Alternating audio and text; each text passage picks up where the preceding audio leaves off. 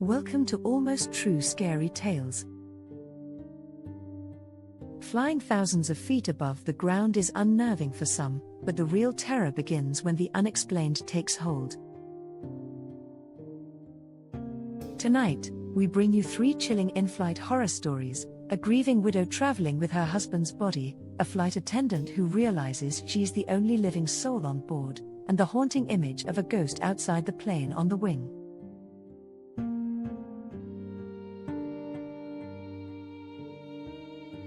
Fasten your seatbelt, and don't forget to subscribe before we take off into the unknown.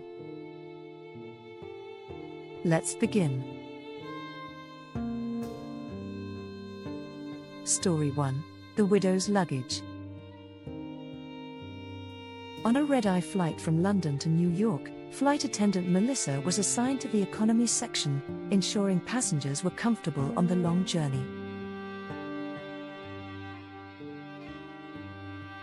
Midway through the flight, she noticed an older woman in a black dress seated by the window, clutching her carry-on bag tightly.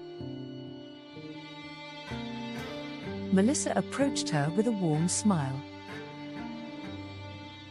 "Can I get you anything, ma'am?"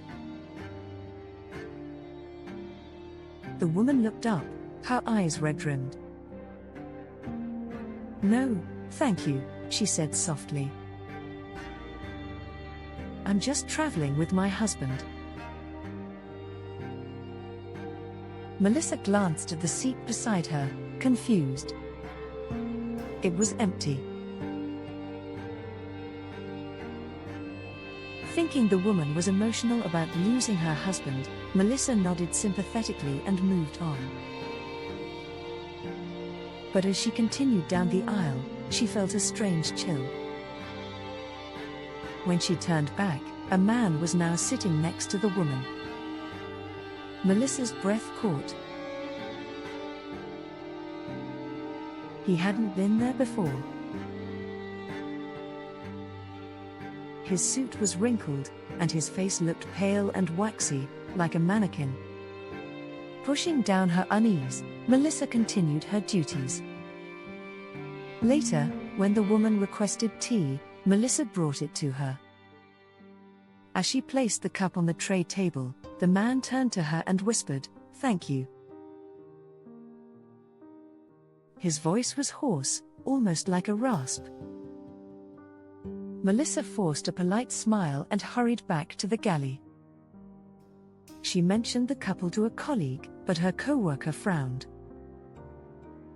"There's no one in 23A or B, they said." Melissa insisted they check. Together, they walked down the aisle, but when they reached the row, the seats were empty. The woman, the man, both gone. Panicking, Melissa searched the overhead compartments. She opened the carry-on bag left in 23B and froze. Inside was a large, sealed package labeled, "Human Remains." The woman had checked her husband's body with the airline. But who, or what, had been sitting next to her? Story 2. The Lonely Flight. Amy loved her job as a flight attendant, especially on international flights. This time, it was a red-eye from Tokyo to Los Angeles.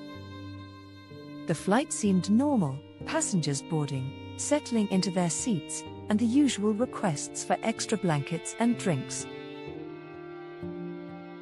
Amy worked tirelessly throughout the flight, handing out snacks and responding to passengers. Everything felt routine, except for one odd thing: she kept catching her reflection in the mirrors around the cabin, and every time, she thought it looked off. Her reflection seemed to linger a second too long, its smile not quite matching hers. As the flight approached Los Angeles, Amy noticed how quiet the cabin had become. Passengers were seated, their eyes forward, but no one was speaking. She walked down the aisle, asking, "Is everyone all right?" They nodded in unison, their faces blank. Amy's unease grew, but she forced herself to finish the landing preparations. When the plane touched down, Amy thanked passengers as they disembarked. Each one filed past her, their faces expressionless but polite. The airport seemed oddly deserted as Amy stepped into the terminal. A security officer approached her, his face pale. "Miss," he said hesitantly, "are you part of Flight 392? "Yes," Amy replied. The officer's hands trembled. "That flight? It crashed an hour ago. There were no survivors." Amy's blood ran cold. She turned back toward the plane and froze. Through the windows, she saw the passengers still seated, staring blankly ahead. Slowly, they turned their heads to look at her, their lifeless eyes filled with sorrow. Amy screamed as the officer shook her. "There's nothing there," he said. But Amy knew the truth. She'd been the only living soul on that flight, serving passengers who had already died. Story 3: The Ghost on the Wing. Flight 716 from Toronto to Reykjavik was known for its breathtaking views. As the plane soared above the clouds, passengers on the left side of the cabin marveled at the shimmering northern lights. Scott, seated near the emergency exit, leaned against the window, hoping to snap a photo. As he focused his camera, he saw something strange, a figure crouched on the wing. At first, he thought it was a trick of the light. The figure was small, human-like, but its limbs were unnaturally long, its skin gray and translucent. Scott rubbed his eyes, but the figure remained. It turned its head slowly, revealing hollow, glowing eyes that seemed to stare directly at him. Scott recoiled, his breath quickening. He flagged down a flight attendant and stammered, "There's something on the wing." The attendant glanced out the window and gasped. The figure stood now, its arms stretched wide, claws digging into the metal. The wing vibrated under its weight, but none of the other passengers seemed to notice. The pilot was informed, but when they checked the cockpit monitors, the wing appeared empty. The attendant returned to calm Scott, but as she did, the lights in the cabin flickered. Suddenly, the figure leapt from the wing, smashing its clawed hand against the window. Cracks spiderwebbed across the glass as passengers screamed. Scott scrambled to unbuckle his seatbelt, but as quickly as it appeared, the figure vanished into the clouds. The turbulence stopped, and the cabin fell silent.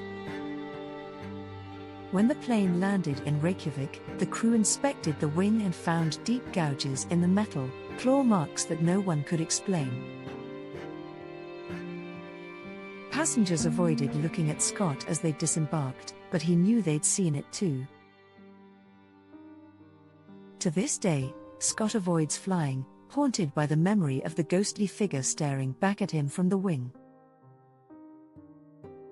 These were the scariest in-flight horror stories: ghostly passengers, flights doomed by death, and spirits haunting the skies. Next time you board a plane, remember, the most terrifying part of flying isn't turbulence, it's what you can't explain.